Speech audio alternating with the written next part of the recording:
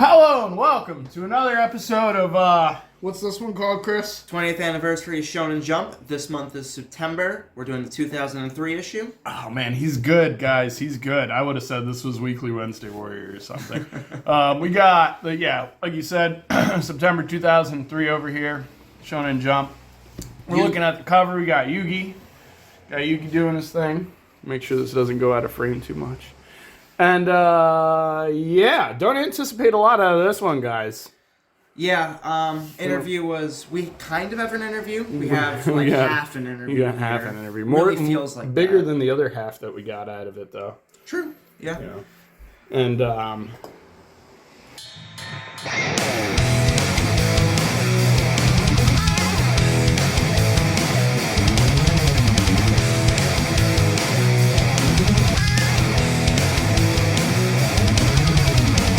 so yeah, I mean, this cover is nice, I guess. It's got Yugi on it. It's definitely a popular one. Mm-hmm. This is, they're going to mention this twice, which I remember me and you talking about in the first couple episodes about where Shaman King actually lands on television. Right. It's on the Fox box. It's not on WB, which is, it's kind of weird right now. This is Fox, Cartoon Network, Adult Swim, Cartoon Network, Adult Swim, Warner Brothers. Yeah. All over the place with this stuff, but it just goes to show how popular it is. Like, people are buying up these properties from Suecia, as fast as they can. And it's not because of Shonen Jump either, by the way. Like, this magazine isn't like the most, even though it says the world's most popular manga on the top, it truly does have the contents of that, but this isn't what's publicizing it. It's Dragon Ball Z. And I would give it to Yu-Gi-Oh! Too. Pokemon. Right. It's Dragon Ball Z and Pokemon. And maybe Yu-Gi-Oh! Once Yu-Gi-Oh! But like once Yu-Gi-Oh! Hits, then you start seeing Digimon and Shaman King, and like the doors are open. Yu-Gi-Oh! Is just one of the ones that stays popular forever and ever and ever. Right. Yeah, going on with this. This was supposed to come with a copy of Power of Chaos trial version. It was like this, about this big, had Yu-Gi on the front. It was pretty cool. And it was a piece of cardboard. Inside was a CD-ROM, CD-ROM, that you would plug into your computer, and it would boot up the software for the Yu-Gi-Oh! Power of Chaos online component.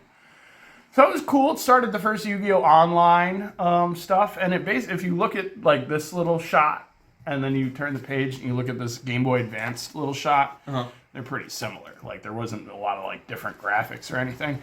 They had pretty much mastered the like Yu-Gi-Oh! Via a digital platform, and they just copy and paste this and then add more stuff as time goes on. Fair enough. If it works, it works. Yeah, I like the idea. Like I was saying in, I think, the last issue, it's cool to be able to play with other people that aren't just your brother or, whoever you're playing with at school if you don't have a local tournament. And also try out Yu-Gi-Oh! If, for some reason, this jump is your first introduction to Yu-Gi-Oh! Right. Yeah, that too. That's kind of an amazing thing, too, that you can literally just play Yu-Gi-Oh! On this for free. Yeah. So, it was seriously sweet in a way, and that's if you had a computer in the year 2003. Which wasn't the most common. It's common, but I didn't have one. But I was poor. I am still poor. Let's not go into my sob story here. So we got September 2003. I was 10 years old this month, but I do also believe that Shonen Jump releases their issues a month early. Okay. So the next issue is really the one that I probably carried around my entire birthday month.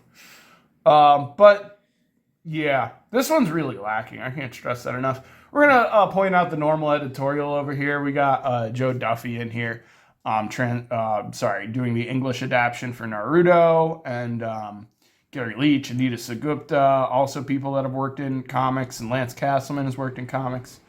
And some of these people, like I just noticed that Anita Sengupta, she's not only doing the English adaptation, but she's also translating it. So that's kind of cool. Yeah. Same old stuff. What I did notice about this issue, Chris, I'm wondering if you noticed the same thing, is there's a lot less of Shonen Jump editorial trying to entertain us. Yeah, there's not as many puff piece articles. There's a lot less of their like pirate character. That page is still there, but they're not like, hey, check out our trip to Japan this issue, right, and we're gonna like phone in this this like thing on something culturally relevant to Yu Yu Hakusho. Right. They seem to have tried a little bit more, or even better, just opted out. so that works out to us. This isn't saying much. This is just breaking this little disc down for you that was supposed to come with this. Right. There's the cover I was talking about. And then we go right into One Piece. I want to just point out how un-Shonen Jump this is. This is in, like, the page numbering isn't even here. Page 1, page 2, page 3, page 4, we're in One Piece already. Yeah. There's usually a lot more in the front. And usually the lead-in article is what our first manga will be. So if the lead-in is like a Togashi interview, they'll usually start with Yu Yu Hakusho, at least shortly after. Yeah, you gotta wonder why they didn't open with Yu-Gi-Oh! I guess they just want kids to keep reading the magazine. Yeah, but then what's the last one on this lineup, right? Is it Shaman King? Shaman King. Yeah. That's a hard one to end on, I know, because I read this last night. Yeah, so I guess we're going into One Piece, but, the other problem, too, is they keep, like, 4 or 5 pages into One Piece.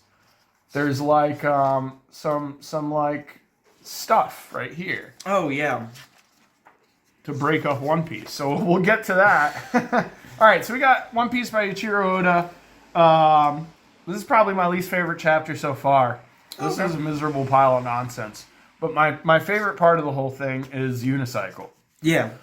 So there's this. They're fighting the Clown Posse. I'm just gonna call them Clown Posse, Clown Pirate Posse.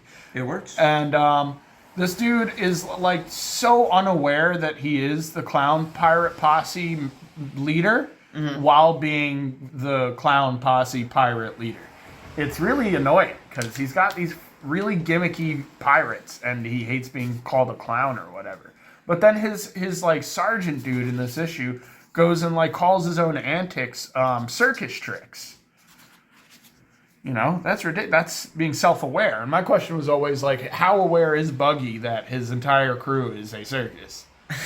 Up to and including himself. And if he's not aware, then his second in command over here has just been lying to him. Look, see, I call my next circus trick.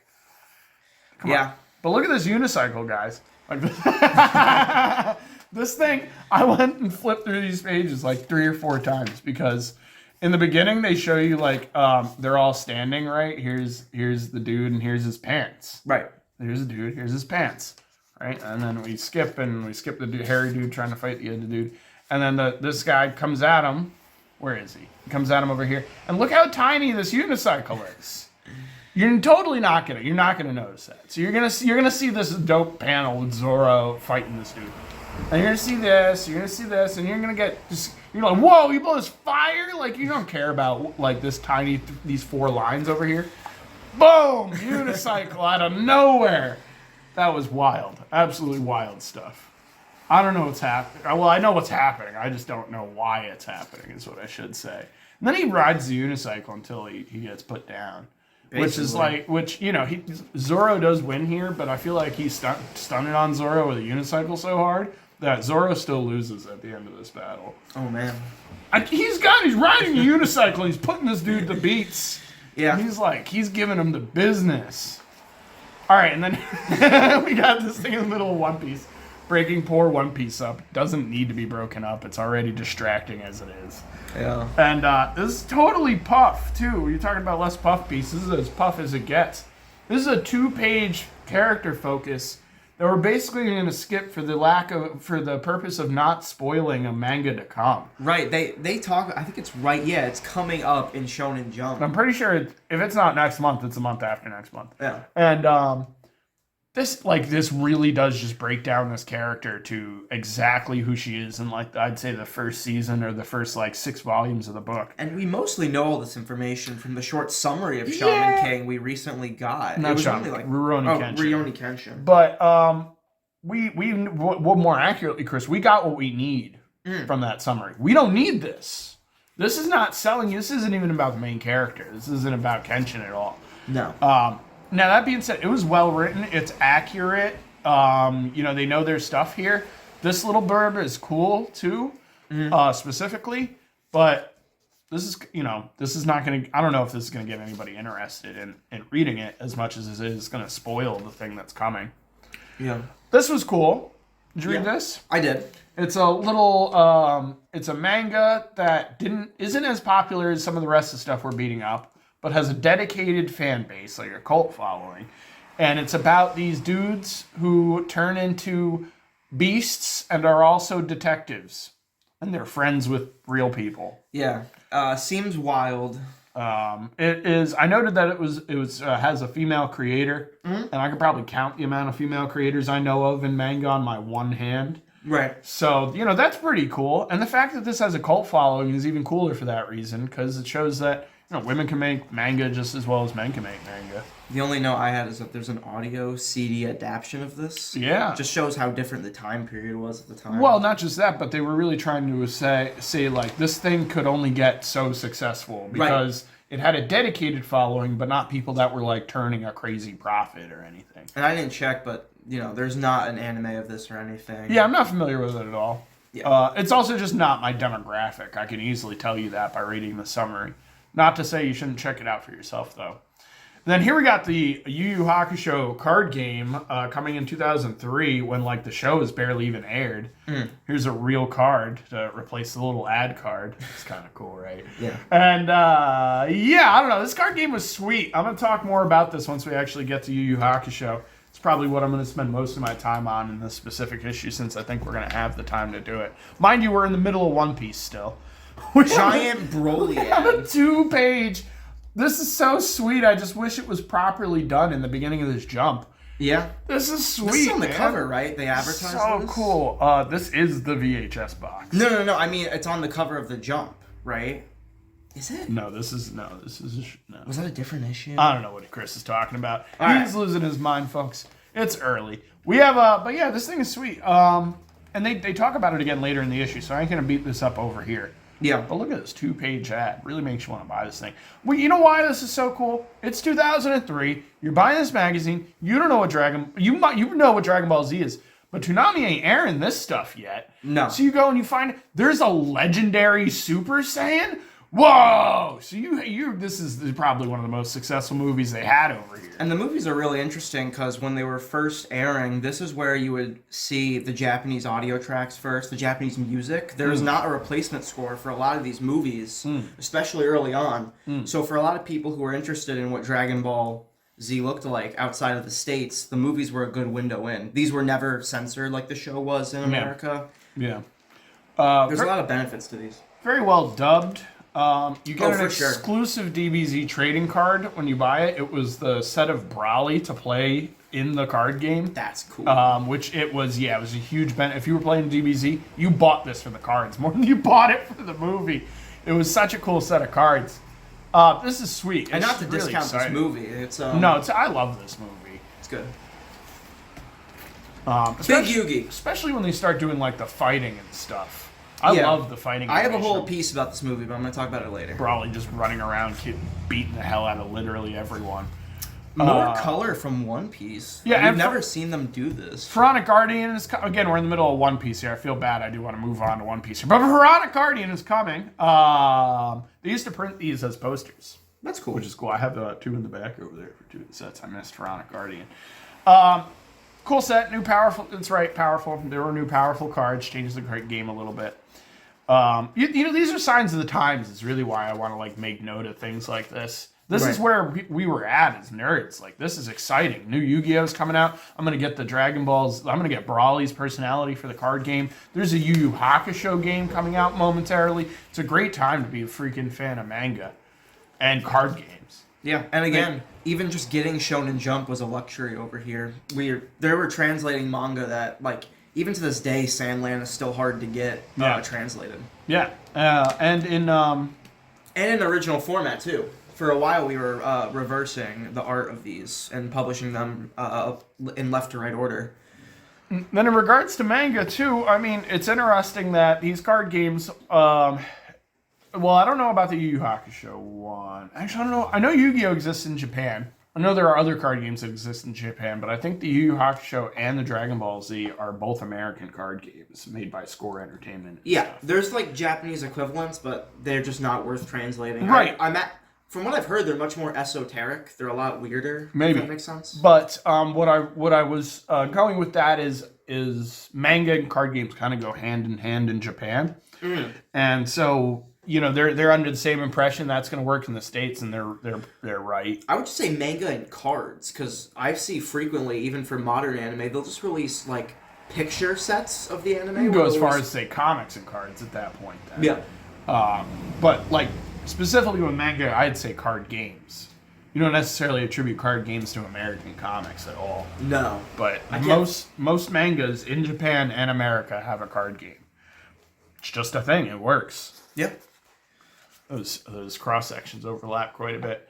I think this was one of those chapters you're meant to kind of read pretty quickly. By the way, yeah, it's an action chapter. There's not a lot of spent in the background of these panels or anything. These are mostly just about Zoro's resolve. Yeah. His whole shtick. We haven't gotten too much into it. Okay. Zoro's whole thing is he can't lose because he wants to fight someone, and we're setting up for someone. I'll talk about that at the end. That's a big One Piece thing where they will set up like a cooler character to get you to keep reading, I guess. Yeah. They'll get you interested in the character and the mystery of them or whatever. And some fan art. And like deal out details as the chapters go on. So yeah, he just keeps There's fighting. some Beyblades. Yep. Unicycle.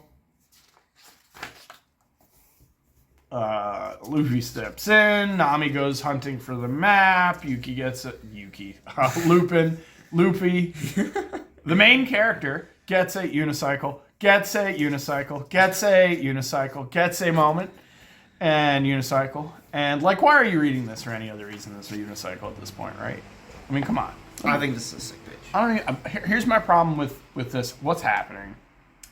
What's even happening? It's just his move. What is this? This is supposed to be the back of the guy's like suit or something. This looks like the opening of a light. What? I mean, fair enough. This is an awful onomatopoeia. That's probably the Americans' fault though. This is all in Japanese, and they had to put slash here obnoxiously. Okay, I'll take that. But I don't understand how Zoro functions. And, you're probably not really meant to. It's a cartoon, for God's sakes. It's a manga, a really cartoony manga. Right. So you just got to swallow it. But he basically just cuts him up. Yeah, but there's 3 strikes, and I don't understand how that functions. It looks like he passed through him. The classic samurai passed through the guy's in half. Yeah. He's got 3 swords.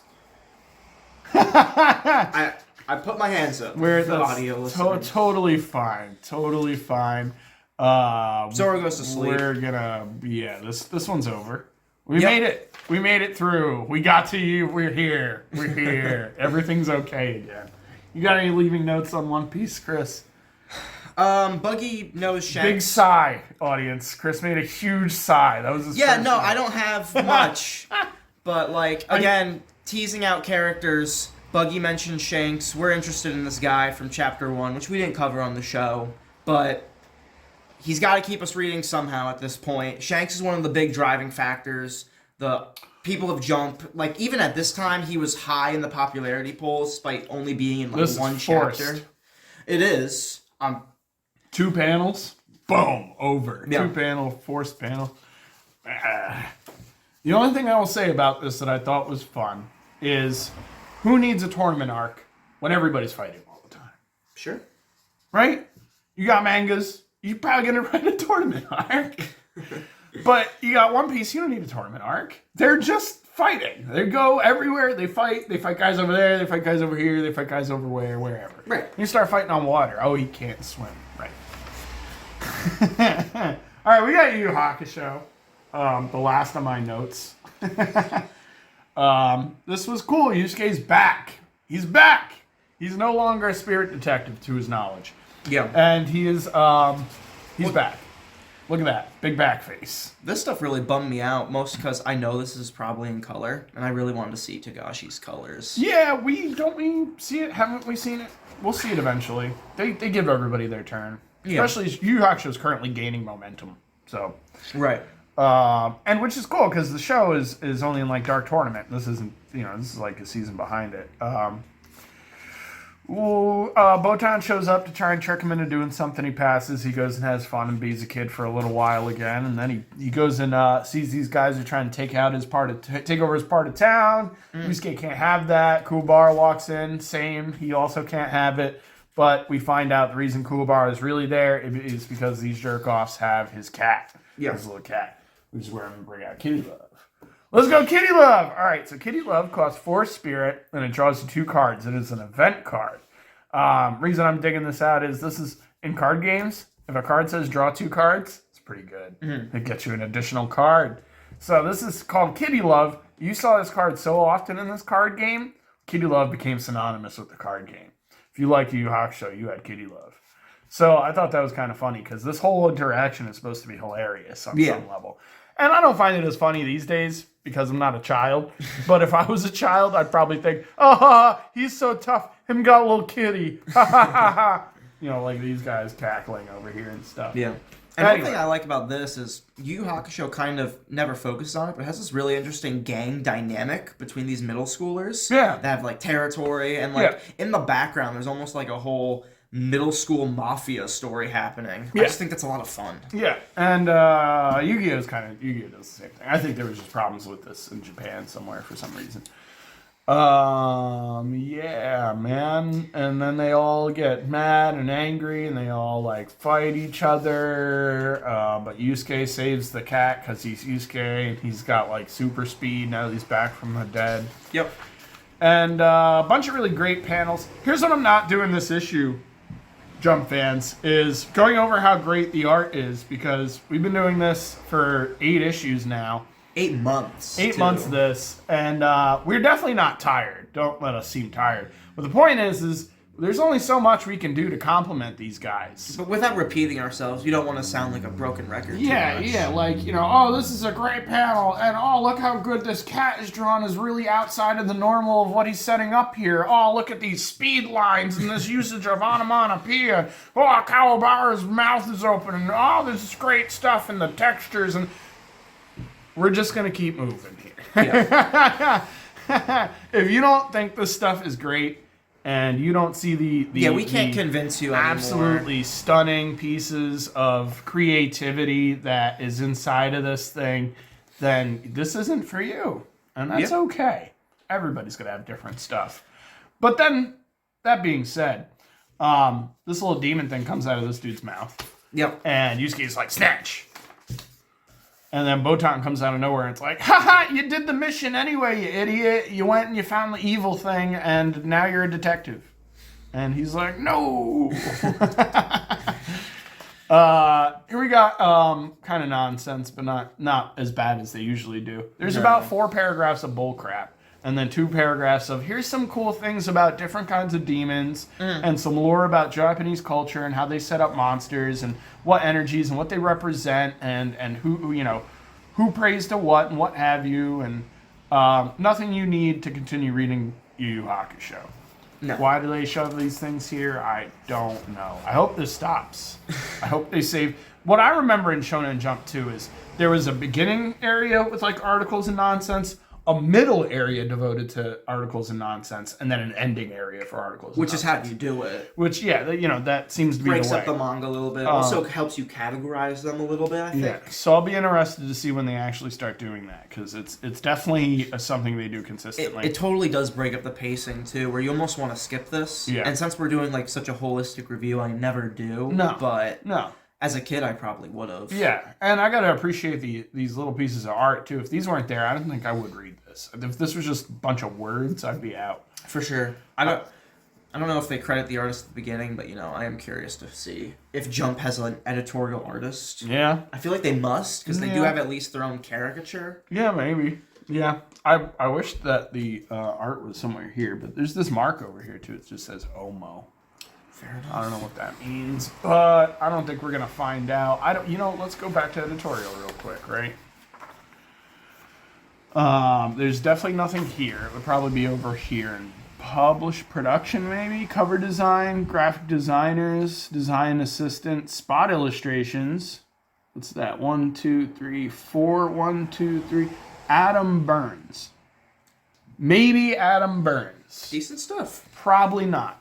probably rips from like culturally Japanese, or maybe even just like Shonen Jump back issues. They have art sitting around from random people and stuff. Very Who knows? possible. But what I do want to concentrate is this: how this is like a mini comic. This page, and I say that double time because it goes to this. Right. Totally breaks it up. But not only that, when you actually go back into the chapter starts right there. This is how this could have been, right? This could have been this, and then Yusuke right here. Start the chapter. Yeah. This doesn't need to be here. It's not really even like talked about later. His mom is a nothing character in the grand scheme of YuYu Hakusho. Up to and including the end of YuYu Hakusho. Like, she's so unimportant. But this was... Oh, yeah, Yusuke, I think he just leaves without telling her. Well, in any case, this is fun. Yes. You know, he doesn't need to do this stuff, Togashi, and it's here anyway, so it's cool. I appreciate it. It's nice seeing Yusuke in different lighting. Quite literally and figuratively. And then we're back to battle mode, which is a joke that I missed talking about earlier when we were flipping through these pages. There's this moment where right here, this tiny little thing, he's hanging out in the bar, right? And he's like, he just walked in, so he's got his school haircut. Right. But then right here it says quick change into battle mode. And he's got his kitty on his shoulder. Okay. We're back at school. He wants to skip school. He talks about it like 3 times in the beginning here. Like, oh, I shouldn't even go to school. Then Keiko drags his butt into school. And, of course, he's at school, and we're writing a manga here. So there has to be a device, or it has to be divisive. Something's going to happen at the school. We get introduced to the spyglass, which I meant to pull out. They actually use this image of her hand from the show for the card, which is really cool. I like the way she's holding it. Yeah. Between their two very fingers. creative. Yeah. And then she does this kind of thing over here too, which is cool. It's little hand gestures for some reason. You don't see that in comics too often. Them just like doing weird hand gestures. Yeah. Usually when you have like face-up panels, their hands are way below their waist. Well, because the artist doesn't want to draw hands most of the time. Yeah. Anyway, She's just having fun most of the time. Yeah, honestly. you can really especially tell. with the Botan character. and how and how personal this story somehow must be to him. Interestingly enough. Right. Here's a really, really bad rendering of the dragon pen, which I felt bad because this is a pretty sweet looking pen, and like I had to like really like figure out what that was. You don't see it in this prior panel. This teacher dude is stealing from Yusuke's classmate, so he and can is frame Yusuke. Framing Yusuke. And they beat the crap out of kids in the school as punishment. Yep. This is not, over here it says, this is not a drawing by Togashi at all, but instead a gift drawing as like a congratulations for hitting 3 volumes or whatever. Right. Well, moving on. First appearance of Kurama, Hiei, and this dude who's going to get got in 2 volumes. That I don't remember the name of. I don't either. Ogun, maybe? We got Koenma Jr. breaking the 4th wall like Mixaplex. These people can't see him. Yeah. That's the one thing that was lacking here is Togashi didn't do a very good job of this whole scene. Just because I don't know why they can't see him. I don't know how Yusuke's talking to him without them noticing talking to him. I don't know if it's frozen time or it's not frozen time because he's talking to him while they're talking to him. This is a lot clearer in the anime, I will say. But it's not as fun. So yeah, Yusuke uses this device that Botan gave him to find the dragon pen in the teacher's thing, and he's like, "Why you got this dragon pen?" And then the boss man, principal guy, is gonna take this guy down, but he's walking away, and Yusuke shoots him with an energy bullet that Koenma shows him that he now has the power to do. Right. Which makes you ask, why does he have that? How does he have that? Does that come with being a spirit detective? Find out more in the next 3 seasons of Yu Yu Hakusho. I really like this idea, though, because we're sort of transitioning from a slice of life supernatural manga into a battle manga. Yeah. And using the spirit gun and the spyglass in this way is a really good transitional piece, introducing us to these objects in this slice of life setting while we transition over to the battle manga this will become. Yeah. It makes the transition really smooth. It introduces everything in a natural way. There isn't like a switch. Like I feel like No, I'd say each season, for lack of a better way to break this manga, is each transition pretty smooth because the characters carry over so well. right. And not only that, but the devices quite literally have multi-purpose, but only to a point that you don't see. You're gonna see this gun again, yes. You're gonna see the spyglass again. I don't think they use that maybe more than once more. After this. I feel like when they do bring it out, they make a big point of reminding the viewer what it is, because they haven't used it in like 50 chapters. Yeah, the detective devices are fun, but they're like moves in Dragon Ball Z or One Piece. You know, they're like they get named and then we're gonna move on. Like this is a really cool bunch of panels. And like this is the iconic blast, I guess, the iconic move of Yu Hakusho. Yeah. This is a good opening. Spirit gun. And here's a little explanation, science, if you need it. Some chakra stuff. Yeah. And then we're back. Well, we're not back to anything. You know, Yusuke is still at school, and now he's got a mission, or he's about to be given a mission. I should say. Was he given the mission already? I think so. I don't. Right here. Right. Koenma shows up. That's why Koenma's there. Koenma's there to tell him there's these kids. Shouldn't say kids. There's these potential threats to Demon World walking around posing as humans. Yusuke's got to go find them. Right. Yusuke's like, I'm going to go find them. He starts literally walking around. He's not looking for them even yet. And then he notices this dude with like 3 horns on his head. So since he's come back from the spirit world, he has this like weird sense. I guess you'd call it the 6th sense. This maybe is the first page in Yu Hakusho that disappointed me. I think it's a little weird looking. Yeah. I suppose.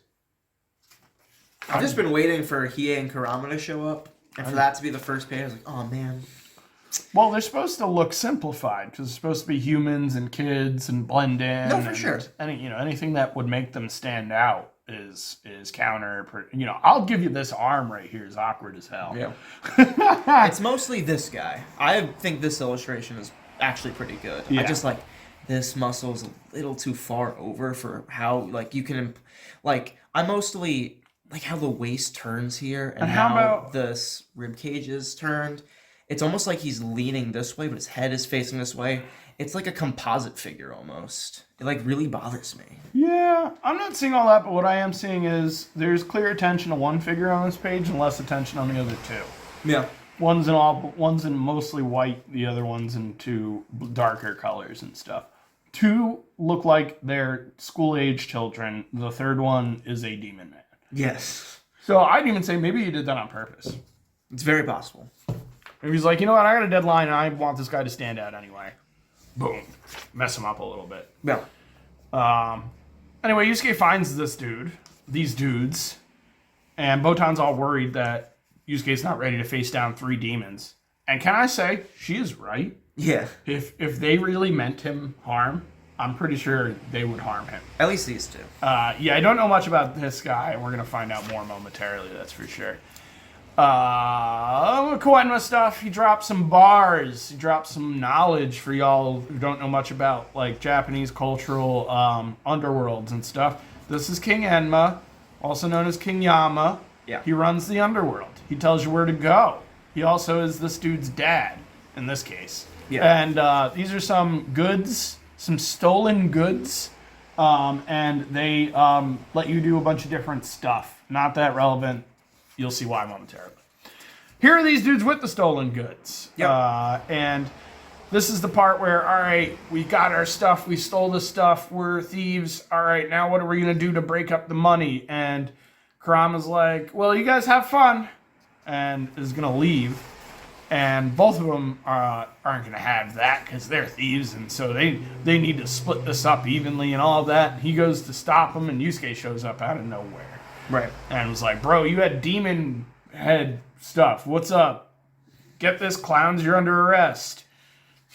And Yusuke is really bothered by this ogre guy because he's somehow figured out that... Give it a moment. We're getting there. So Hiei comes out of nowhere. Goes to try and spring the attack. And then Kurama just leaves. And then Hiei doesn't spring the attack. I don't know what happens here. That's a sweet illustration. Like, You know, just using this negative space. It would be if I couldn't see the illustration underneath it. Yeah, the newsprint is kind of hurting it. And I'm gonna be honest with you. No offense to mangakas, but I've watched enough cartoonist kayfabe to know that most people know what their shit's gonna be printed on. And so this is kind of a lack. This should have been probably Hiei in all white. This should have been negative. This should have been reversed. It should have been all black background, Hiei in all white. And it would have been way better. It would have been like that friggin' Spirit Gun page we had, like, over here. Yeah. Why? Now I'm just looking at this like Simpson looking dude in the background. I'm not even looking at poor Hiei. This isn't negative space to me anymore. This is now filled. Yeah. I hate it. And I shouldn't. I should love it, but I hate it. Anyway, I shouldn't beat it up. It doesn't deserve to be. Here's our little item that Chris was talking about. This dude's gonna suck a soul from here, and he's like talking about how he's gonna suck a soul from here. Yeah. Then Hiei, being the detective at this point, like puts together earlier in this issue, there was this kid who dropped in the middle of nowhere. Yeah. Over here, like he just drops and he passes out. Talk about efficiency of storytelling. Yeah, and these guys happen to be walking away, and that's when Yusuke notices them. So he puts two and two together. This got souls in it. Dude trapped that kid's soul. That's why he passed out, and he's about to eat it. And here we got Feast of Souls card. If you're a character in the arena as a villain, gain 2 spirit. Yeah. It's a free card. Pretty cool. Spirit's a way to like use cards in that card game. Anyway, Yusuke is not going to have that, of course. He punches this dude so hard, he throws up the soul. And it just goes like flying away into the night over here. Woo, little sperm soul. And now Yusuke's got a problem, though. We got a big old Goki demon on his back. Really like pulling out his Kazuki Takahashi over here, huh? Like, yeah, this kind of reminded me of early Berserk. Sure. All of Kazuki Takahashi's drawings look like early Berserk to me. Like, that dude, when he's not drawing like Yugi and his pals, like he's just envisioning horrifying shit constantly. He's got a good language for fantasy stuff. Yeah, it's great. Anyway, yeah, so, they fight real quick, and he's pissed because he used his spirit gun, and then we get a to be continued, folks. Yeah. We got to move on to Dragon Ball Z over here. I have a couple notes for YuYu Hakusho, though. I probably should have said it, but I can say it now. It doesn't matter. Gotcha. I mentioned the river Styx, like that the 2 junior highs were across the river Styx. Did you catch that? No. I've never caught that before, and it makes me think, like, is this supposed to be like hell? Are they in hell? And then the underworld is a different place altogether? That's during like the gang chapter, right? Yeah. Yeah, I think it's just the kids inflating themselves, almost. Like, no, there's a map. That's why I'm going all the way back for this. There's a whole map where they're like, this is the river Styx, and this is Sarioski Junior High, and this is whatever Junior High. We're going to find this for you, Jump folks. We're doing some quick research here. We're going to skip all this nonsense fan art. Where is it? Oh, I swear it was... Oh, I think we passed it already. It's really early on in here. While I'm doing this, you got any notes there, Chris? Item. Right here. Found it. Okay. River Styx on the map. Yeah. Cafe. These are all accurate. No reason to think this map is inaccurate. River Styx. Pretty cool. I don't know if it's cool, but it's confusing. Like, that's throwing me off. And then you got, like, demons walking around? Yeah. It makes you double check YuYu Hakusho, like, whoa, maybe this is deeper than it's supposed to be. Maybe I'm supposed to be thinking, like, these guys, like, Yusuke is living through hell and trying to get out of it, trying to, like, live into hell. But the series ends with him back in hell at the end of the whole thing. So right. If this is hell, he's stuck in hell. But anyway, I thought that was weird. And then I also wanted to make a note that, although I didn't talk about the art a lot, I should say we didn't talk about the art a lot because we're trying to save time here, honestly. Right.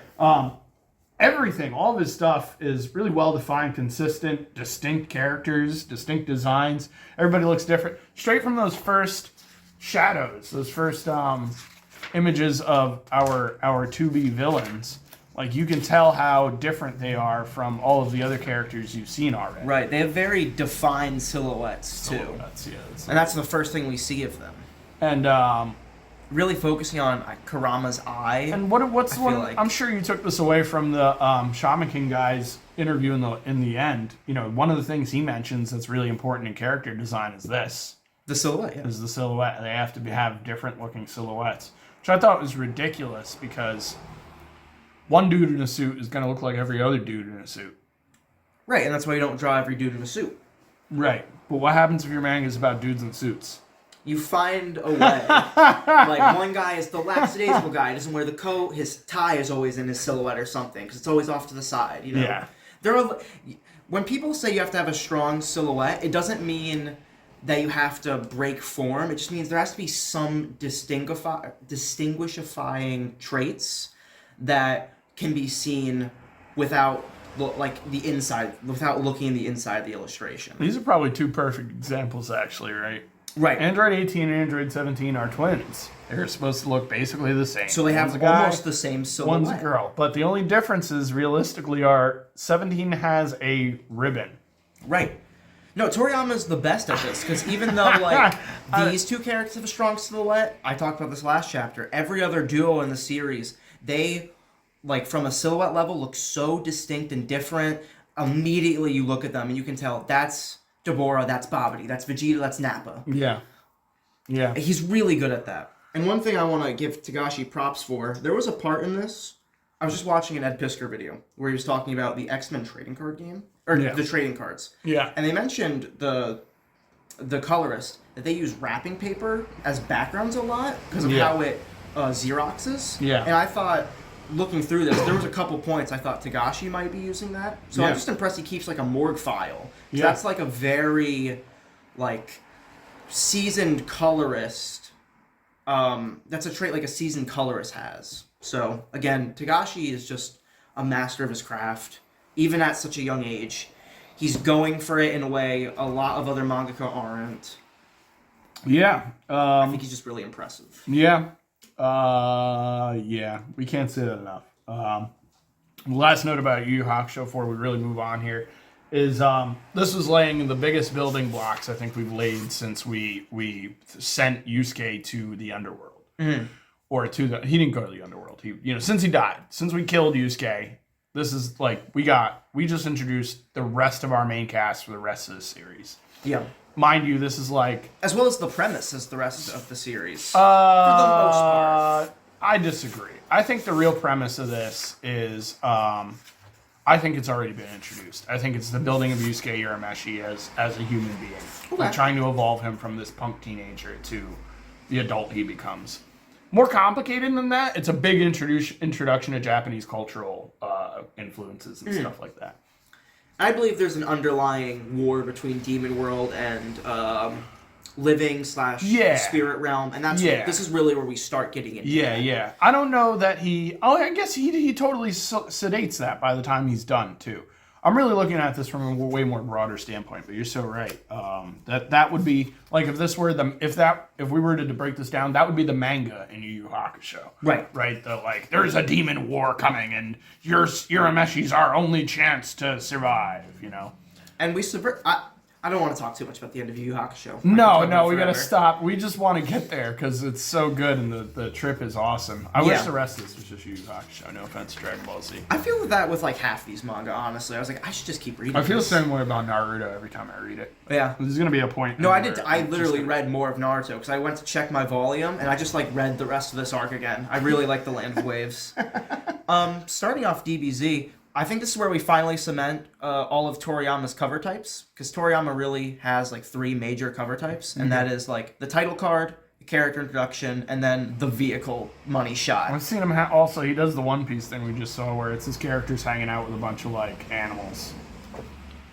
Yeah, I've seen Goku and his son on a dragon, or an Aerodactyl, I should say. I think that fits. Or the riding character. Let's call it that. Because this is the stuff Toriyama loves to draw. You can see it in this bike. This bike is a really well-designed vehicle. It looks like not a lot of bikes you'll see on the street. Yeah, and this gets no repayment later. This is not Sandland. This is just a cool illustration. Toriyama having fun with his manga. Yeah, before he goes and does whatever the editors tell him to do.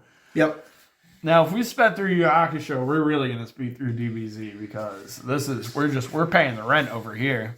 We're paying the bills. Yeah, we're in between phases. I love this chapter. I still love this chapter, and I still to this day can't believe how fast this portion of Dragon Ball. I could live in Android. This could be a spinoff I'd watch. Just the Android, yeah. These three running around, going to West City, going to whatever city, Kisi, whatever. So what I'm trying to say here is you really don't get enough of it. But, the androids are leaving, and all of our heroes are defeated, and they're deciding not to kill them, which is really weird, and it's throwing Trunks for a freak, and Vegeta goes off, and it's throwing Trunks for a further freak, and he doesn't know what the heck's going on, and Piccolo's like, I'm the Demon King, don't you forget, like, he's trying to, like defend his defeated ass, basically, also flies off angry. I really like this moment because I don't think that's what's happening here. I think at this point, Piccolo has to come to terms. He just wants to be stronger than everybody else. That's all. Now he's gonna go figure out his last resort, his trump card. Yeah. And Krillin over here, Chris Potter.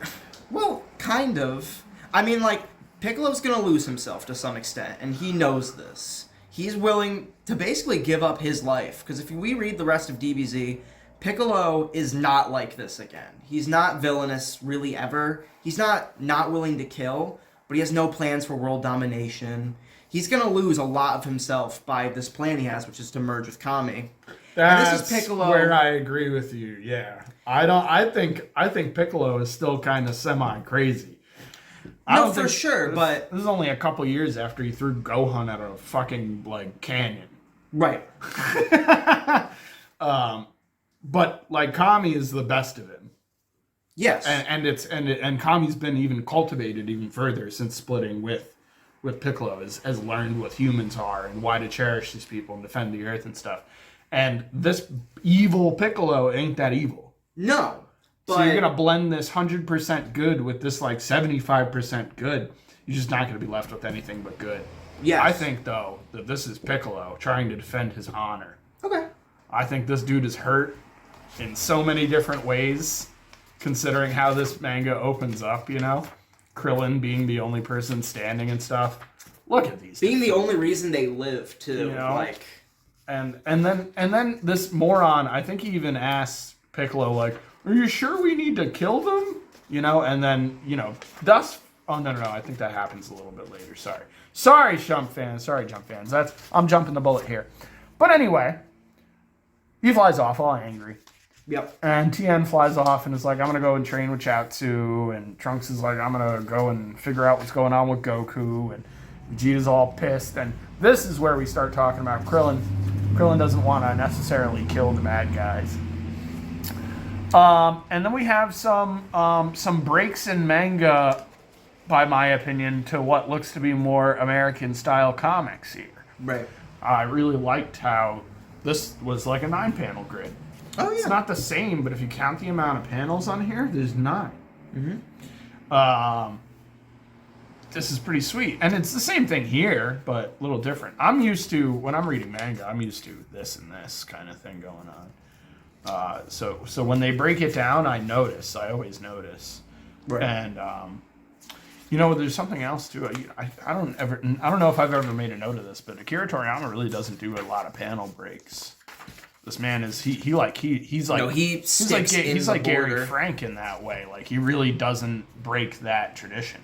I kind of miss this in manga. I feel like a lot of more contemporary manga draw pages like this a lot more often, and then the occasional splash. I really like how Toriyama paces his manga. And then this slows down pacing a lot. By the way, this is the first time, or one of the first times, you see Goku's house. In Z, at least. Yeah. Yes, his Z house, I should say. Because all the times you see Goku's house in the Saiyan Saga is Toei. That is not in Toriyama's manga until the beginning of the Android Saga. And that's why if you take time to compare the two houses, they're pretty different. So we're seeing something and this is really only interesting because of the anime. Because there's a really weird shift where they'll change from the anime house to this house, just over the course of episodes, course correcting themselves. But I thought it was worth noting. And good trees here, I think. There's a bunch of weird stuff in that panel. Yeah. Like, he's got a garage and a silo. Yeah. Here is a missile silo. Here is a garage. I don't think he knows what a nuclear blast is, nor would he need a silo. He's Goku. Yeah. And then what does he need a garage? Bulma talked him into this. She's like, I'm going to come park here sometimes. I'm just going to build you a garage. Okay, Bulma. Well, he has a car. We find out later, Goku has a car that he can drive. I don't remember finding that out. I remember him failing. I don't remember him having a car. We'll definitely see that car in the front of these, on the covers. I don't need to flip back. You understand what I'm saying? Yeah. Moving right along. Piccolo goes to Kami's lookout. Yep, he's gonna merge Kami, like you were just saying, and then they're talking about how, no, I don't want you to do it. All right, we're gonna wait a while. Okay, let's wait a while. Yeah. Popo's sweating. This is stupid. I don't say that Kami makes a lot of great decisions over the course of Dragon Ball Z, to be honest with you. I also don't really understand his role as the Guardian of Earth. So ever since you get introduced to him, Popo's the better fighter. Popo's the more capable person there. Kami's like just the guy who's supposed to make decisions, probably. And here he is, like, risking Earth lives for the sake of preventing this alien merging with him. When, aren't they some level of psychic, too? Can't they, like, talk to each other, like, from their brains and Namekians? Yeah. He can probably sense his intentions. This is one of those, like, Toriyama-isms where I think there's a break in continuity here, but it's not that important, so we're going to keep on trucking. There's a purpose in leaving the androids alone for a couple of days. Right, and it's really to let them prove themselves. Because I think at this point, Toriyama already has the idea the androids aren't the villains, or at the very least, they aren't evil villains. Right, and Trunks is kind of leading us to believe that too, because he's really confused at where the story is going when he was supposed to be our guide through this portion of the story. And again, I'll mention, we haven't seen future Trunks' future at this point, so we have no reason to believe the androids are as bad as Trunks says, besides his word. Right, and they haven't killed anybody yet either. Vegeta has killed far more people than them. We literally There's watched at least like Vegeta. 5 murders Yeah. when he's fighting 18, and none of them are because of 18. I don't know about 5, but he does blow up a truck with 2 people in it. So they go and steal this truck, but they don't even harm the guys. They just take the truck. They even leave them their shit. Yep. Like, this is really going outside, above and beyond. They give them their stuff back for the low purpose of Android 16 having more leg space. This is also in the anime. This is like panel for panel too, right? Oh, like, yeah. And then these guys have like the same face. It's hilarious. Yeah. They're flying. They're flying. They're talking. They're splitting up. Krillin's gonna have the tough job of telling the bad news again, as Krillin is known to do. Yeah. And you know what? I was surprised that we got another chapter after this. We usually do. I They thought it was spend a gonna lot be- of time on I thought it was DBZ. going to be 2 chapters and then go. Here's Gohan. Yeah. I'm going to make a note of every time Gohan shows up in this manga. That's fine. It's been 2 or 3 chapters. It's been more. No, you're right. You're Gohan. I'm not going to make fun of you, Chris. I'm sorry. No, you're good. Here's Gohan. Here's Trunks with Gohan. Oh my god. Trunks Gohan combo. This is Trunks losing his shit. You can really tell by like his nervous energy in this panel too. Like,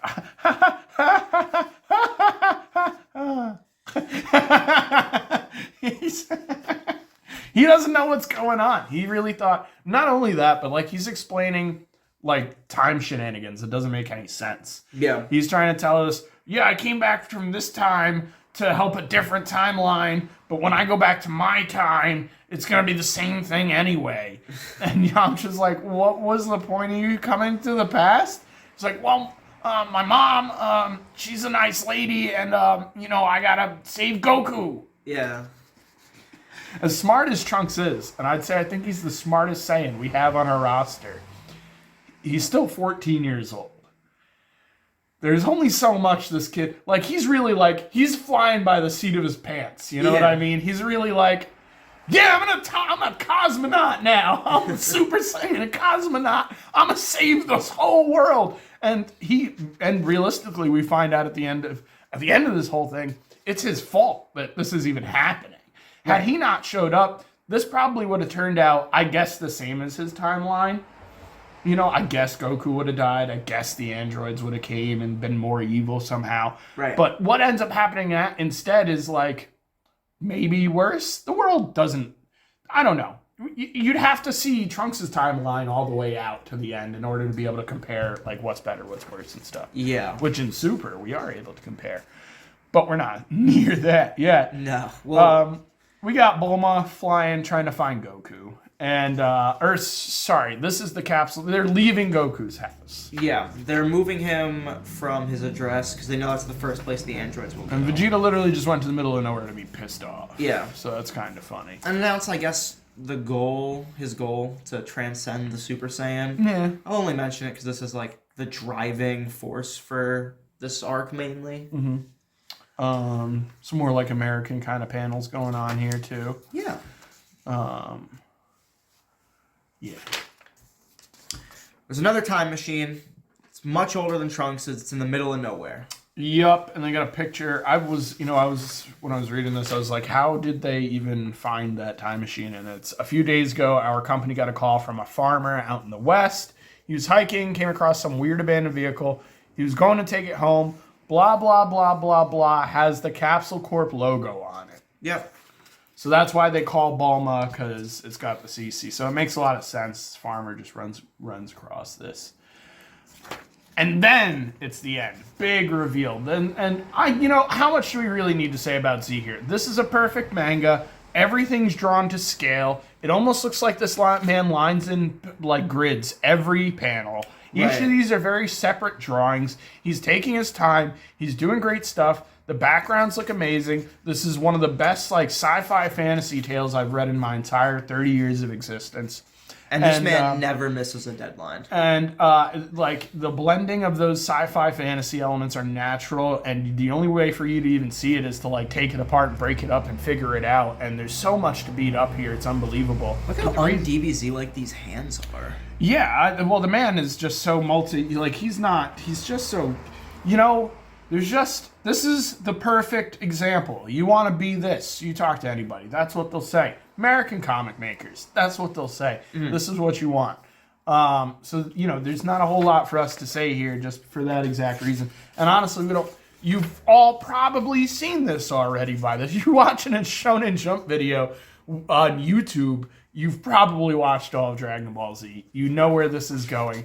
But if you don't, you're in for the biggest treat in your science fiction digesting life. Because this plot is going to take a huge turn. You think we're going to spend some time with these androids? They become nobody characters in like less than like 10 chapters. Uh-huh. Wild. Absolutely wild. Moving into another wild manga. My note comparatively between these two, though, this is drawn like shit.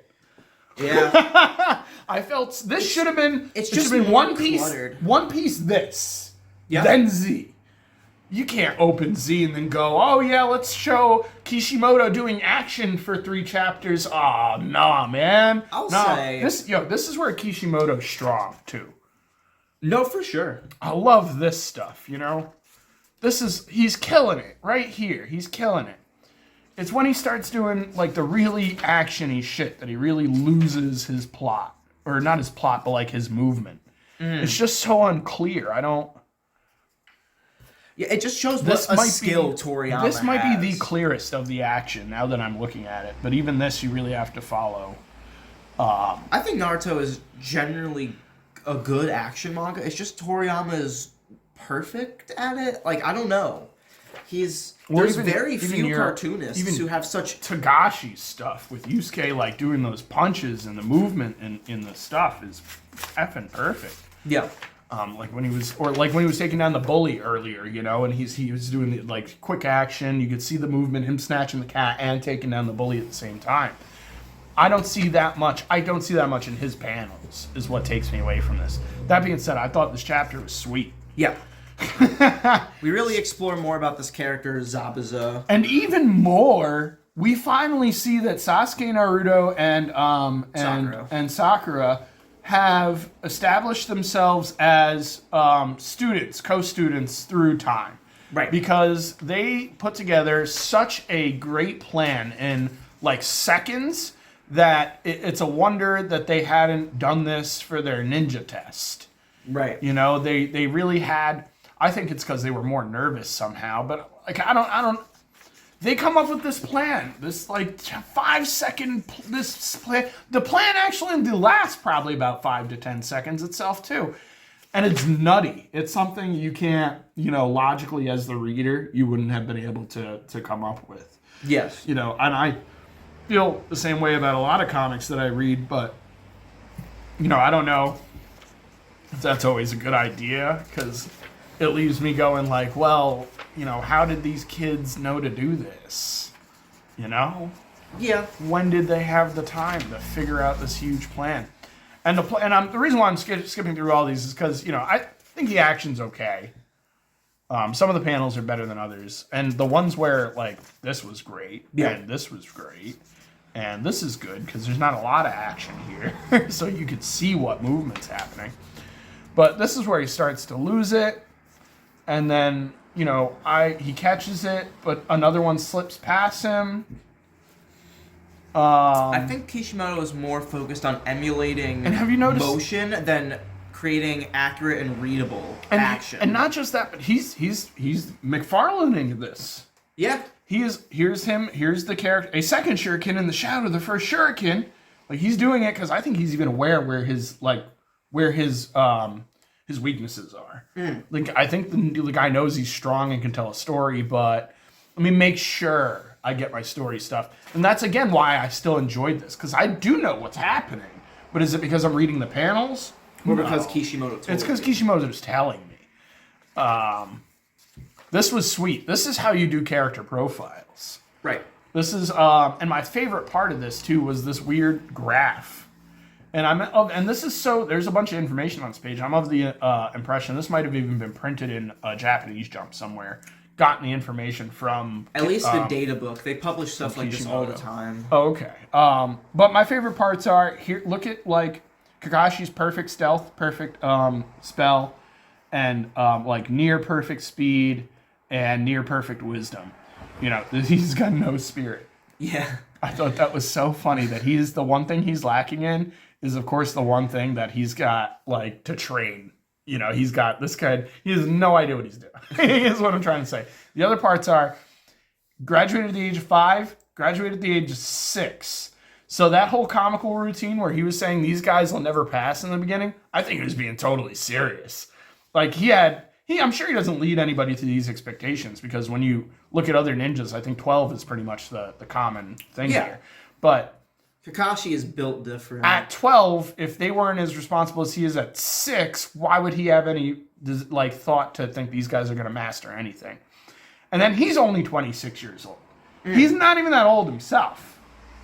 And still, he looks like he could be the next Hokage if he cared a little bit more. Right, yeah. Gave a little bit more of a crap. Wild. I didn't really take much away from the other 3 kids just because we've met these characters at this point. Kakashi is still a semi-unknown here. Right. But this reveals a lot of information about him. It really does. But we know everything else almost. Yeah. Should we move on? Yeah. Cool.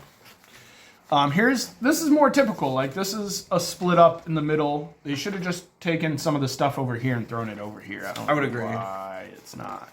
And like it's this was a fine point to stop Naruto somehow even. I'm not even mad that this is where it stopped, and I think it's because I think Naruto has good chapter breaks too. Yeah, well, is this even the break in the chat? Oh, I guess it is. Well, that's wild of Kishimoto to do on his own. Ultimate Muscles now on the Fox box. Another manga they grabbed up, threw on Fox. Yep. Bunch of manga coming. It's a great time to be alive. I wish I had this T-shirt. It's a pretty sweet T-shirt. Pretty sweet T-shirt. I stole this little reel from this page, but here is the second introduction of our Brawly movie. Yeah. It looks like you got notes, but I just want to read this portion over here. I thought this was funny.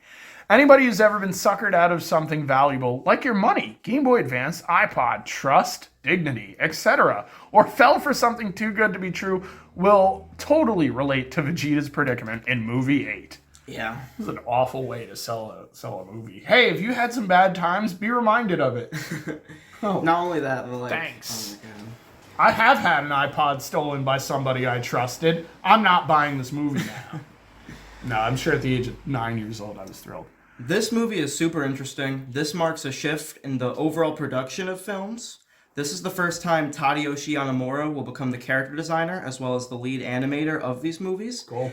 One of the most important figures in modern Dragon Ball Z, the lead character designer for Battle of Gods, Resurrection F, the entire Super series. Up until Broly, this guy is the face of modern Dragon Ball, for better or worse. You know why? He's responsible for so many of the best cuts throughout the series. That's why. Trunks' introduction, the Majin Vegeta versus Goku fight. If you like a piece of animation from DBZ, it's either Nakatsu Nakatsuru, the studio cockpit guy, I can't think of his name, or Tadayoshi Yamamura. I ain't going to take anything away from the guys who came before him either, because there's plenty of movies I liked in the early onset of these. Like, the first 7 movies had a lot of good stuff in it, too. No, for sure. But when it came to, like, this, like, as much as I hate anime music videos, I feel like this movie started anime music I can hear Linkin Park when I see this image. It's awful, and it makes me sad, but it is what it is. Yeah. We gotta acknowledge history here in our 20th anniversary weekly Shonen Jumps, and Linkin Park is a part of Dragon Ball Z history. So is, like, Disturbed and, like, Korn. For sure. We don't want to talk too much about that. This is a great film. If you haven't watched this, you should pick it up. Yeah. I'm partial to it, too. I think Chris is going to disagree with me on this, but I like this Broly more. I think it's more of a villain. I think he's more evil. I think he's more legendary just because after this movie, he's mostly done with.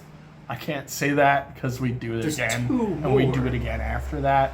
And I'd say that those movies, like, take away from this movie even, which kind of sucks. Hear me out, though. Those 2 movies still look really good. Yeah. I'm not saying none of it's worth watching. I'm just saying this is one of the best Dragon Ball Z movies they did.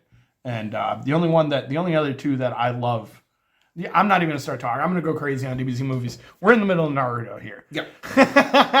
Naruto and Sasuke have come up with this plan to take down this ninja real quick so they can give Kakashi the moment to truly take down this ninja. Because they are still a little outpaced. Here's some cool colors. Yep. Also, big axes. Let me make a note. Kakashi's not good at color. No. I think I mentioned before wanting to see his colors. I think this is good. This is fine. But this is really lacking. Here's some more strong, like me pointing out exactly what I mean. Here's action colors. Yes. Not doing well. Here's Static his colors. strong. Yeah. We know where Kishimoto's good. He's a good illustrator. We know where he needs some work. It's in action. This was my favorite panel in all of this, though. Look how gritty this is. Just an eyeball, a mask, and what you are assuming is a blade. And also, there's a lot of white on this panel, which is not usual for him. Yeah. So, I like it. Yeah. Yeah, well, and the other thing is, too, I think Kishimoto is a man who's aware that this is what his manga is going to look like. Mm-hmm. It's going to be black and whites. Why does he have to worry about colors for the most part, right? Right. I'm saying, though, I like this is something Toriyama does. Hard white, hard black. Easy to read shadows. Yeah. Makes your image a lot more visible. Yeah. Sells a better silhouette. Yeah. I feel like if Kishimoto focused on the black and white, didn't focus much on these speed lines and stuff, maybe we would have stronger action scenes, maybe more readable action scenes. Yeah. I don't know that his speed lines are that great either. I don't really. Some of them they're all over the place. They're all over the place. They just go. It's like he's using it as a. Then this was one of my least favorite panels in this whole thing, especially since there's no build up to it. Where's Kakashi here at all? There's no Kakashi here on this whole page, and then out of nowhere, Kakashi does something to him. Here's his head. Here's his arm. Here's Kakashi. Here's Kakashi's arm. Here's Kakashi's other arm. Here's the blade coming maybe out of his... Like, here's the... It's confusing, you know? This is dope, though. Yeah. And this is pretty cool. Well, we're going to move on here, because this is the whole plan. They figured this out they're psychic. We're moving on. The plan was they're going to throw 2 shurikens, so Naruto's going to doppelganger jutsu, confuse the evil dude. He's going to, in the midst of the doppelganger jutsu, turn himself into a giant shuriken. He's going to have the doppelgangers toss him as the shuriken to Sasuke. Sasuke's going to throw 2 shurikens at once. It's going to trick the guy. Naruto's going to turn from his shuriken back into Naruto in the middle of the thing and throw a thing at the guy to let Kakashi go. Yep. And I should mention, all that does is barely wound him and break concentration. Can I also say that this is more McFarlane-isms? Yeah. Let me just explain my whole last chapter. Just so my reader can continue from Yeah. Dude, Kishimoto, figure out a way to do this, man. You're really taking yourself... He's doing himself a disservice by doing this. That's all I'm going to say. We're going to keep moving on.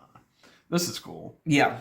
And I thought, when I was looking at this too, I was like, wait, why are they doing exactly the same ones? I'm expecting different poses here. The reason is Kakashi over here is copying this dude and doing everything that he's doing. To such an extent, he's become faster than him.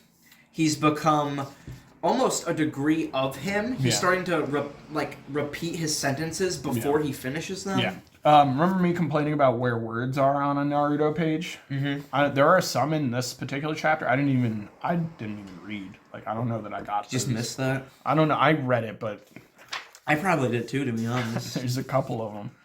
That's really small. You could totally glance over that one. Yeah. But yeah, he sees through them all, and Kakashi's already ahead of him. And this is even more terrifying. He starts, what?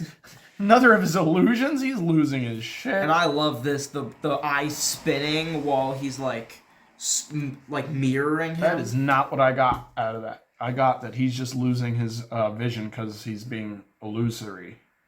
Maybe. This is he's seeing this. He's also seeing this. It's not really spinning. But you're right. What are these speed lines trying to tell me? It's moving. What's Kishimoto lacking on? Yeah. Speed lines. What even? What we're going on. We're moving on. I think it looks impressive. I can't tell you what it is, but I get to this page, I'm like, whoa! Here's our hero. Here's our villain. I don't know what everything else is, but I love this panel. Yeah. They're like, oh yeah, I still have characters in here, right? Let me show them they're dealing with this. They're gonna be okay. It's going that way. And then this dude comes out of nowhere and throws 3 sickles through this guy's neck and kills him. And then the chapter ends. Right. So this one moved. I think that was Kakashi through those, because this guy is in league with him. No. Look, boom. So these come out of nowhere, and he's surprised. Okay. Right? Here's the follow-up. I foresee your death. Kakashi's not a cheesy guy. He's not gonna go, I'm gonna line up a line before I kill you, right? Then these get thrown, but they don't come out of his hand, right? Chuck, 3, right? We got shown 1. And then he's surprised. This is the next one out of that. They're surprised. He's dead already. And then he says, your prediction came true. Totally this dude. Unless you read Naruto and you know it was Kakashi. I don't know it's Kakashi. Okay. I know this character, and I can't see it happening that way. Maybe the next chapter, I've just forgotten something. This dude is his number 2. I even want to say, if you look in Kakashi's right hand, there's a little point. Yeah, that one that they showed us. You're probably right. And I don't know who this dude is, but also this is early Naruto. He could change a character's personality through 64,000 pages. Yeah. Hey, if it burns you, that's what he's telling us. It's not my fault. No, you're right. Or at least that's how it reads. Again, Kishimoto, as we've clearly pointed out, that he's not as much a master of his craft as he could be. Maybe this is He's also really young. Honestly, him and Yoda are both. And so is this manga at the moment. Right. I don't know if he gets better at paneling, but I still have some respect for the level he's at. Yeah, look at such a young age. Oda gets worse, which is hilarious. Yeah. Here's our 1 chapter of Sandland that we are slow pacing out because it's ending soon. Gonna get placed by Rurouni Kenshin, which is fine. Yeah. Some more perfect. Here's some panel breaks by Akira Toriyama. For speech bubbles. For speech bubbles of all things. Very strange. Yeah. He really just didn't want to lose. This is what's going on. Right. More panel breaks. Speech bubble panel breaks.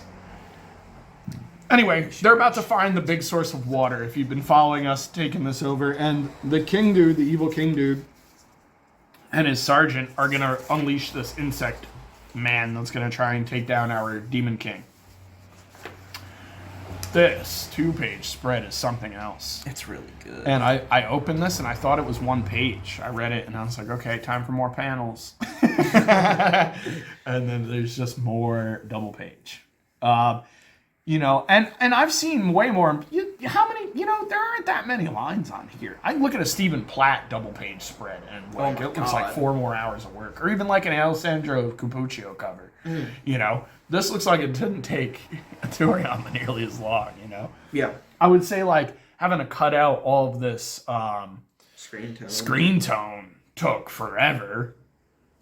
But like the actual design of the page is beautiful and still looks like he went for like a kind of like this is gonna be on TV. I shouldn't go crazy because they need to animate this kind of vibe.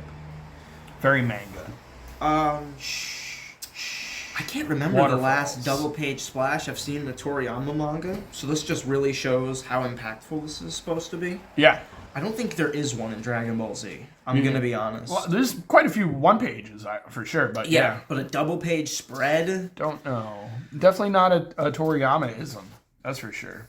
Yeah. Neither are these panel breaks. He's really selling the importance of this scene. Yeah, and more even further, the appreciation that he has for this particular manga.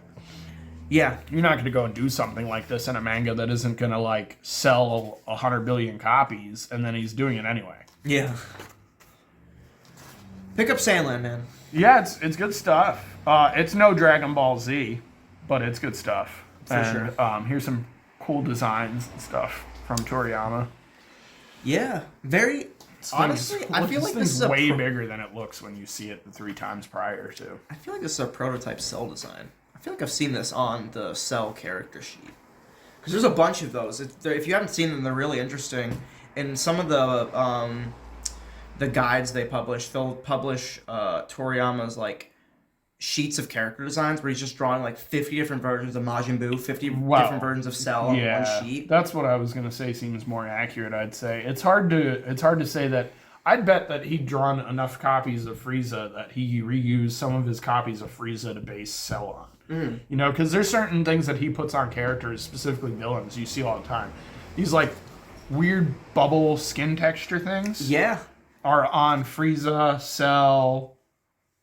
On Frieza and Cell, at least. And then, like, they kind of look like the Saiyan armor as well. Right. And here it is on this dude. So, I think when you're doing this, you're just going to use whatever you made so that you can... you don't have to recreate, especially if it looks good enough. Yeah, that's a great villain design. Good enough. We got Yu-Gi-Oh! Chris's least favorite. I don't know if that's true anymore, actually. No. Maybe it's Shaman King now, right? Oh, for sure. And I hate to hate that one. I don't hate it. It's just not as good as the rest every of them. time I see it, I think about picking up the rest of Shaman King, because I feel like there's something there eventually. And I want to see how it ends. Yeah. Yeah. But every time, like, you know what? I could be buying anything else. Yeah. We'll get there. I think both me and Chris will eventually read all of Shaman King. But at the moment, we're going to take our sweet time. This is a really fun, like, we've been talking about cultural signifiers. This is another one. Tamagotchi. This is talking about the Tamagotchi craze, which was fast, short, and came back somewhat recently, funny enough, but not as a craze as like a passing hobby. Yeah, it's like a niche thing. For those of you that don't know what Tamagotchi is, it is a digital pet you can buy at a store, put on your keychain, and they were popular in roughly this time period. But you know, this Yu-Gi-Oh came out in Japan before it came out in America, and they're so far into Yu-Gi-Oh at this point too that it must have been popular in Japan in the late '90s, which makes sense. Now that I'm thinking about it, I think like Tamagotchi was really a '98 to like or '97 to like 2001 kind of thing. Anyway, they're with these particular digital keychain pets. They can trade and hang out and give each other traits and stuff like that, or ways to connect them to each other. And so they're hanging out at school, they're doing their Tamagotchi thing, and this bully man shows up, and he looks evil. Yeah. And let me take a moment to compliment Toriyama. I just did the same thing again. Takahashi's versatility, doing like 8-bit digital renderings and little cute chibi-like things while drawing, different expressions on normal characters, and then being able to show us like villains with these giant features and tiny little eyes, and making them look real evil and portly and scary and stuff. Yeah. So this dude, he's trying to be like, I got the best Tamagotchi. My Tamagotchi's the best. And he's talking about this dude. And he says, he's talking about rare ones, and he's got the rarest one. And they say that they come from some kind of glitch or maybe even a computer virus. It's very important. So Joey and Yugi and Taya, I should say, I forgot what her name is, but Jinochi, Yugi, and Anzu are not giving him the time of day, really. He kind of seems like a bully and whatever. So cut to him at his house. He's sleeping. He gets woken up by his pet. His pet's hungry. Then we get an interior view of his pet, which looks like a crazy Yu-Gi-Oh monster. Yeah. And it starts talking to him, which is not a good sign when your digital pet starts communicating.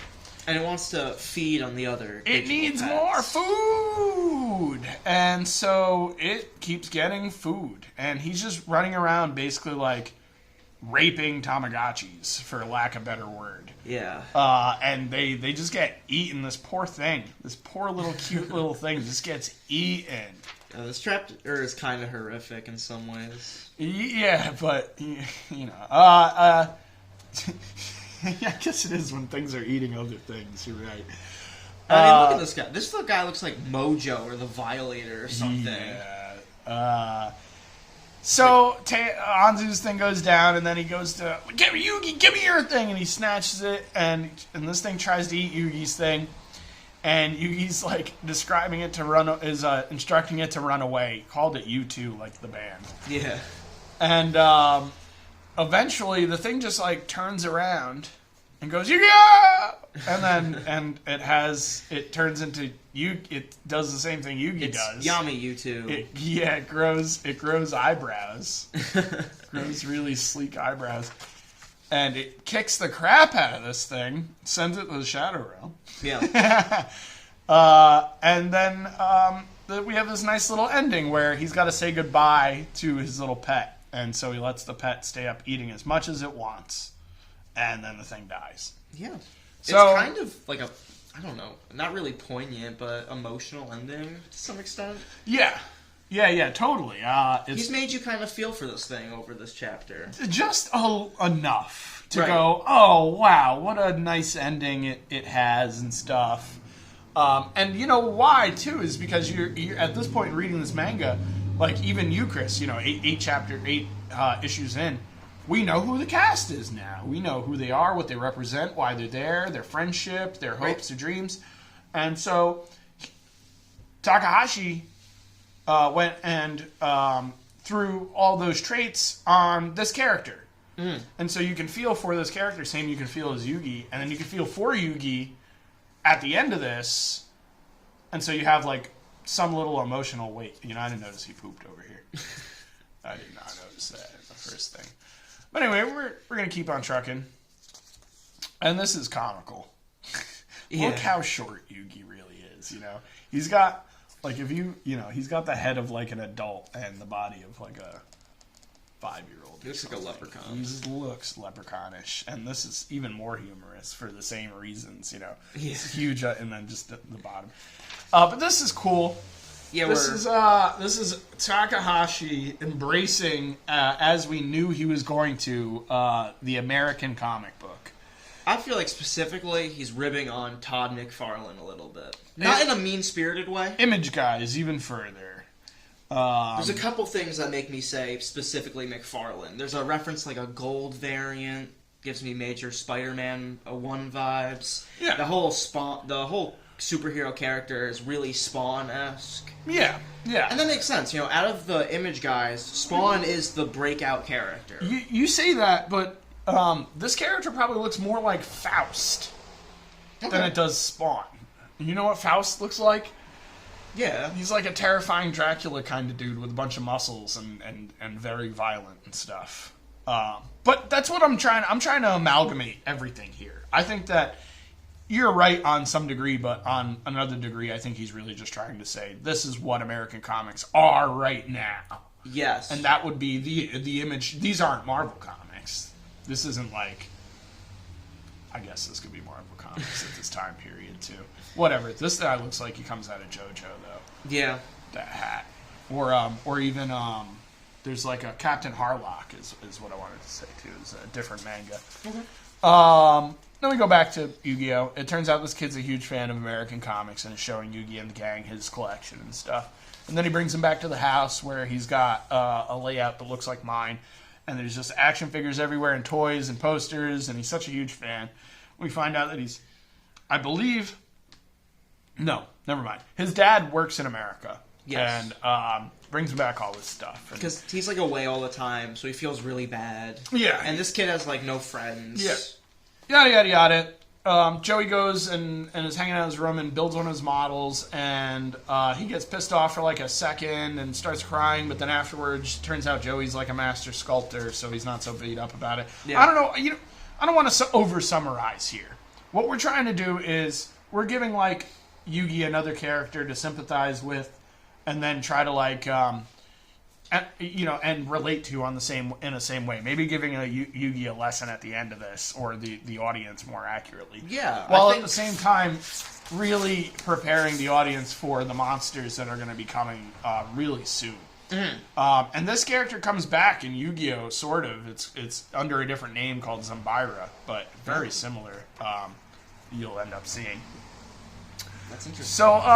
So this kid gets a mask from his dad. He goes out and starts doing patrols like the superhero he wants to be, and his dad is following him, trying to be supportive on some level, letting the kid not think he's being followed. So it's kind of like a safe environment he's doing it in some level. Right. Up until this moment, where we find out the dad actually pays these bullies to beat each other up so that the kid can step in and... feel like a hero, even though he doesn't. He like pokes the guy or whatever. And then here we see he gets $800 from the dad. This old dude's a sucker. And they come back and they go to because they figure they can make more money off of this dad character. Oh. So they go and they threaten Yugi, and then this kid comes over to try and help Yugi out as the hero he wants to be. Whatever. And here we get a break in this manga, which is fine. It was an alright place. And for like Yu-Gi-Oh fans, I'm sure this was pretty sweet. But we're not going to talk too much about this because this is pretty much fluff. Okay. It's advertising for the card games. I actually don't like this just because we had a much more natural chapter break, I think. Because we had these are kind of two different stories. So I would have preferred this at the end of the Tamagotchi one.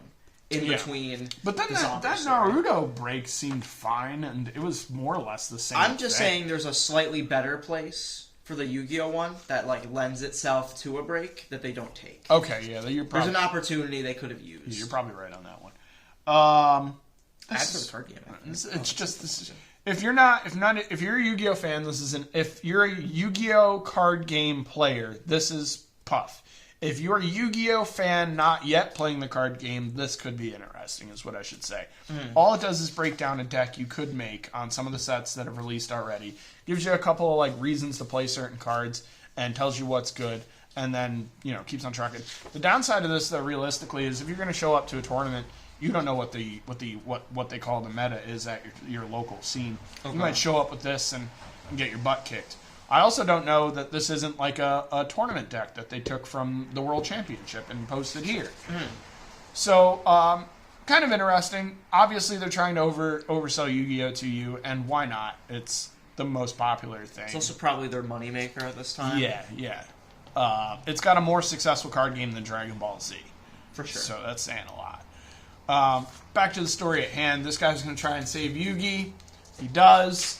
But then he's going to receive a note later at home that's going to say, your friend is trapped, and only you can save him, and all that good stuff. And so he goes to the docks and tries to save Yugi. And the bullies call his dad while he's missing and tell him that we're going to kidnap your kid if you don't pay us, and causing a whole bunch of trouble. And obviously Yugi's not going to stand for any of this. Coincidentally, he bought a model set, but ran out of paint. So he walked down the street to go to this guy Hanasaki's house, and he's not there, and his dad's all pissed. And Yugi's like, oh no, this note, oh, I know what's going on. So they're beating the crap out of poor Hanasaki up until Yugi shows up. Boom.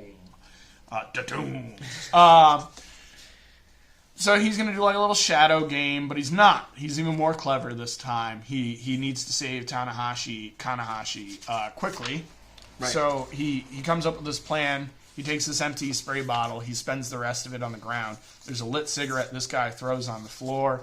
And similar to a couple chapters before, he goes and he lights the place up and sets the bad guys on fire. It makes like a maze of fire, and the only exit is the dock, so they have to jump to the water. And and you know what I didn't notice is I thought this was like shadow gaming. I thought he like summoned the water out of nowhere, but they are at a dock that I noticed that I didn't notice this panel reading last time. Good establishing shot. Yes, it is now that I realize that. And and it says, don't worry, if you get out of the maze, your lives will be spared. So really, I don't even know if they really do the maze properly as much as they just try to book it outside of this thing. And that's the end of Yu-Gi-Oh! Not much in these chapters. The last couple chapters were better, and I think it's because they were doing the card game stuff. They were setting up the plot of Yu-Gi-Oh! I guess, where this is more... And I can't stress that this guy, Takahashi, he's not intending on doing a long card game manga. No. The editor is going to come to him in like a chapter or two and go, this was really good. And then that's just going to keep happening. And the capable Takahashi that he is going to go and create a manga out of what people want to see from his manga. Right. And then further than that, he's a fan of games. We've read that. And he's a fan of Hellboy, so he's obviously a fan of monsters. I really think that he was just trying to look for an opportunity to draw stuff like this. Yeah. And he couldn't figure out a vehicle to do it. And so he figured he'd do this gaming manga, and maybe he could figure it out doing that. Yeah. And then it's kind of a hobbyist manga, so we get into that. His fans facilitated him to draw the stuff that he wants to draw in a way. Yeah. And not only that, he's kind of cutting promos on the image generation of comics. I feel like he does have like a message in here about what a hero should be. And I don't think he dislikes Image Comics or anything, but he is like pushing against their view of superheroes, I guess. Only a little, though. No, it's not mean-spirited or even the point of these chapters. What's the best drawn 2 pages in this chapter, right? It's the first 2 pages of the chapter where it looks totally, or not this chapter, but this particular portion of Yu-Gi-Oh! It's these first 2 pages where Zombir is running around like saving the girl. Oh, jeez, I'm really messing it up over here. Bear with me, Jump viewers. There we go. That looks like an Art Adams face. I love this stuff. Love this stuff. And I even like yeah. And then even that's cool too. So you're right. There's a traditional manga message here. You can be your heroes, but be realistic about it. And be yourself. Be yourself. But also, stand up to bullies when you can, and you can be inspired by the people that take action, but know when to take action, know when not to take action. Right. This may be, in fact, now that we've talked about like lessons, a lot of these mangas often do have lessons, and I think they were lacking it this time around. And Yu-Gi-Oh! Is the one that kept that consistent. Right. I feel like Yu-Gi-Oh! has. We don't repeat ourselves as much when talking about Yu-Gi-Oh! It always brings something new to the table every chapter. Yeah. I was going to say we spend the most time in this manga. I don't think that's true, but I do think it always has something to talk about. Yeah. In a way, like, DBZ kind of doesn't. Sometimes YuYu Hakusho doesn't. DBZ totally beat him up a lot. DBZ would have so much more to talk about if it wasn't so ingrained in both me and Chris's background. Right. That's just the way it is. You'll see later, we're both wearing DBZ shirts. Yeah, watch the Weekly Wednesday Warrior to see that we're both very, very much Dragon Ball fans, coincidentally. We're gonna move on here, though. Yeah, to Shaman King. Unfortunately, the worst of the 8 or so mangas that are in here. Yeah. And it wasn't like it was... So, I'm just going to go through and say what I thought was cool, because this is a really easily summarable 2 chapters or so, too. There's this little story about this guy who's a Bruce Lee type. He was like a movie actor and stuff, and he gets killed early. They don't know how. They don't know why. It might have been mafia-related or whatever. And Monta's like our window into this, because he's a big fan. And that's fine and all, but Monta's like C character in this particular chapter. So, in any case, we get Yo gets challenged again. This is going to keep happening. Yo's just going to keep getting challenged by random shaman. And it's this woman lady we saw from the last chapter is the brother of the last asshole. Yeah. And she describes that she has kidnapped her family lineage, traditionally kills and kidnaps strong fighters for the usage of their bodies as shamans. Yeah. This is the most dastardous thing we've heard of so far. And Yo's offended, and Monta's offended, and even the crazy girl that's been hanging out with them is offended. Right. And Anna. And so he pulls out a Mitamaru stat, and he's just going for it. He's throwing the first swing even. And this doesn't pan out for him, unfortunately, because this guy Bei Long is the best of the best and stuff. But what does pan out for him is Yo and Mitamaru are at the point where they are so well integrated because of Anna's training at this point that it like inspires him a little bit. It like gets to him a little bit and stuff. Before we get to that, there's this moment where they talk about, this is the interview. This is half of the interview. We're going to put a dragon pen here, folks. We're going to come back to this. Sweet. So we got, Bei Long, and he's fighting Yo and stuff. And I like this background. Really cool background. And I remember we learned that, like, the guy who does this, he doesn't actually come from manga. He's just, like, going for it, basically. Mm-hmm. I thought, like, he has some really good understanding still of, like, musculature and stuff. Well, this is also one of the guys who got a start on Rurouni Kenshin. No. You're thinking Oda, and you're thinking, I swear it's some other dude. It's not this dude. This guy. This dude. No, this dude. Then who's the dude who came from nothing and then has a manga? Might be Kishimoto. We're going to talk about this after this jump is over because I think one of us is wrong. But, moving on. I wanted to say the feet look really weak in this. I don't know what the hell's going on. Looks like some Jorge Jimenez feet going on. Huh? Yeah, it's just that pose. It's a pot shot. A weird. I don't think it's that weird. You just need to throw ankles where they belong. Let's be real here. It's a couple lines and just look like whatever. Anyway, Bei Long is winning. The evil shaman's winning. Doesn't care. We're just taking. I will say the action in this is a lot better done than Kishimoto's. I actually see where everything is happening. Well, again, it's very straight black and white, easy to read forms. Straightforward. This is the stuff that works. Yeah, don't break if it works. And there's a little bit of like McFarlaning here, like he threw him up in the air. That's just manga dialogue, though. Yeah, I feel like we could say. I don't think everybody does it. Yeah, some do it less than others. They all do it at some point. But so we got moves and stuff, martial arts. Yeah, crap.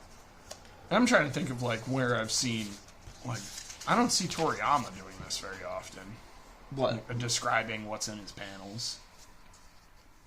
I see him context in dialogue all the time for sure, but like when is like Krillin going, oh, you know what I'll say? I'll say that he says, and I think this is, and it has its reasons, is they'll be like, they're too fast, we can't track their fighting. Yep. So I'll give you that, but that's almost, you almost need that because of what he's trying to get across there. Or like that story sort when of. Vegeta's using the final flash, you get Krillin going, he's gonna destroy the Earth, he's aiming too low or whatever. Yeah. Stuff like that. Yeah. They editorialize a lot. Yeah. But in that case, really well used. And I'll say, even here, this is, it was well placed over here, selling you that because the panel wasn't clear either. He's raising him, but it doesn't look like he's tossing him. Yeah. It's like he's just kind of choking him. Then he does toss him, and you see the toss, and then this just makes it way more clear. Yeah. That's all that's going on. Here's the admittance of they've been training dead fighters for forever and ever and ever. Yeah, and I like this theme of like Japanese spiritualism versus Chinese spiritualism that's going on here. Yeah, sure. very It's the second time I think they've done that. Yes, the other little. So kid. this you know what must be going on is these guys must be of Chinese background, and Yo must be of Japanese background. for sure. Or at least Amidamaru is of Japanese background. I don't really know if any of these characters are Japanese or English or Persian.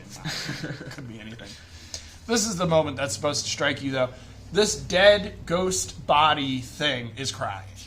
Yo and his way and his spirit and his passion and his strength has gotten to Beilong somehow. Has given him emotion in a way. And so he finally gets an opportunity to, like, take advantage of that.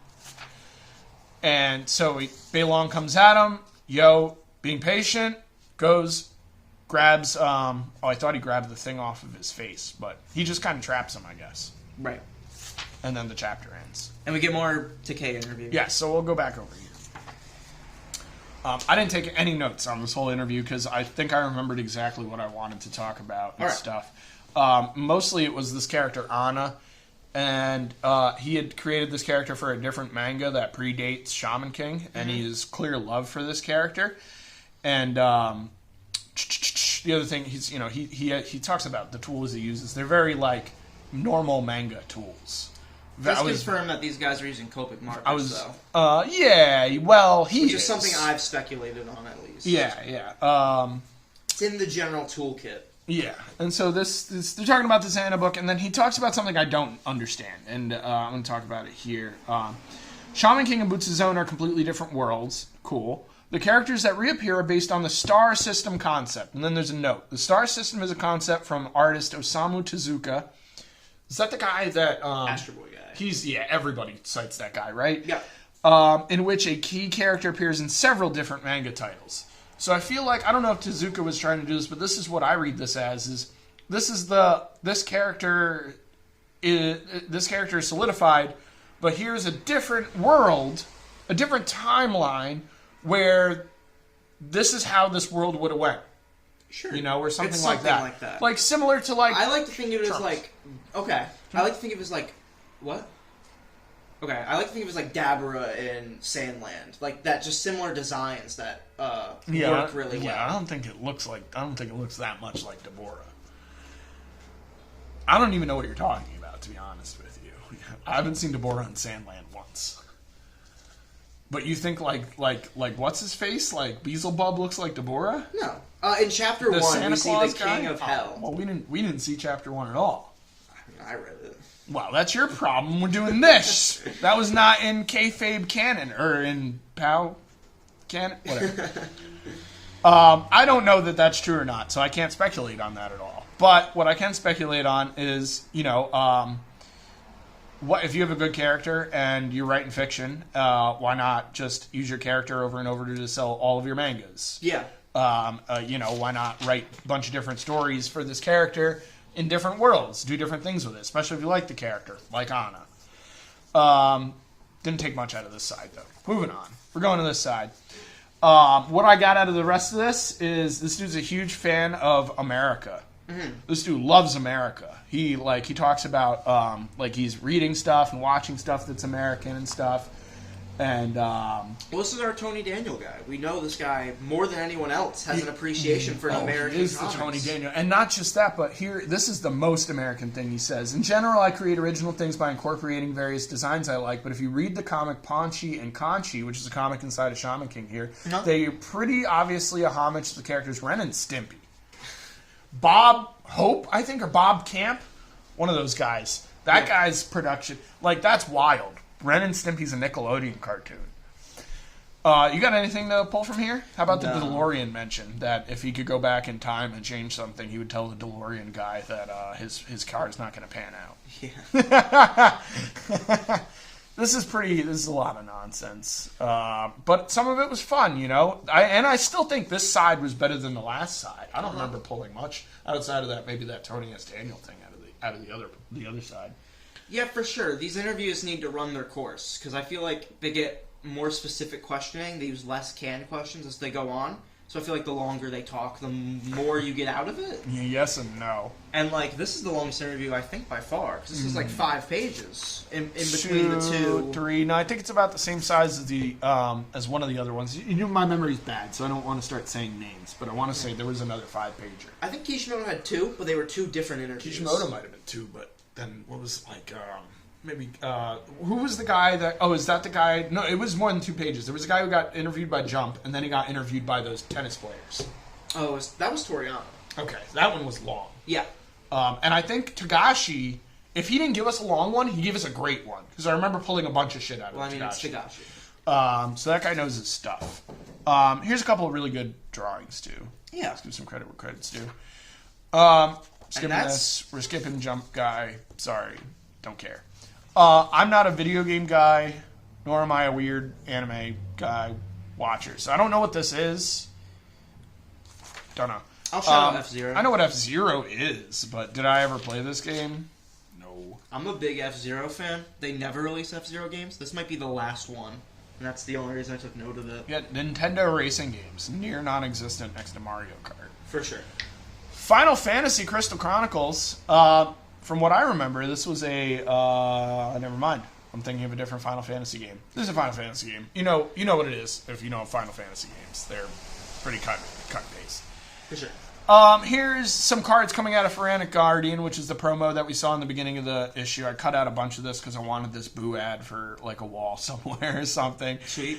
But here's Necro Valley, which is a huge archetype in Yu-Gi-Oh! For Gravekeepers, and they're going to talk. Here's Gravekeeper's Chief over here. Necro Valley's still a card that's used in Yu-Gi-Oh! And stuff. Yeah, it's big. It's exciting. I can't stress, as a 9 or 10-year-old, new Yu-Gi-Oh! Cards. Before they come out, no internet. These are my leaks. This is how I find out if I was paying attention. Yeah. And then what's to come? Pretty much the same stuff we've been looking at. But I want to say that soon, very soon, we will have Rurouni Kenshin. Yeah. And we got the last page, and I don't know what happened to this cover. I must have ate it and got hungry in school or something. Yeah, my apologies. But that is it. That is the end of this September issue of Shonen Jump. Yeah. Chris, do you have any ending notes? This one was a little lackluster, not even because of its actual, the manga content. It's just, we've been talking about these manga forever, or at least 8 months. We've said a lot about the general work ethic of these guys, process they put out. Not a lot more to say. I hope the next month has more interesting, I guess, fluff, mainly. That's the stuff when it's good, I really enjoy taking out of these. Yeah, I just hope that next month they properly line this thing up, because I'm tired of my stuff being broken up by nonsense. But I like the nonsense if it's placed in the right places and stuff, For sure. It's a real shame. Next coming, keep it love. Next coming we got, boom! The October Shonen Jump, issue number 10. I want to forewarn y'all, Power Card Games and Comics fans, Weekly Wednesday Warrior fans, Shonen Jump fans. October is going to be a busy month for me and Chris. We got New York Comic Con coming up. I'm going to be going on a trip out of country at the end of October. The likeliness of this happening on time is extremely low. So bear with us. You'll get it. You'll get it. And thank you for watching, and keep watching.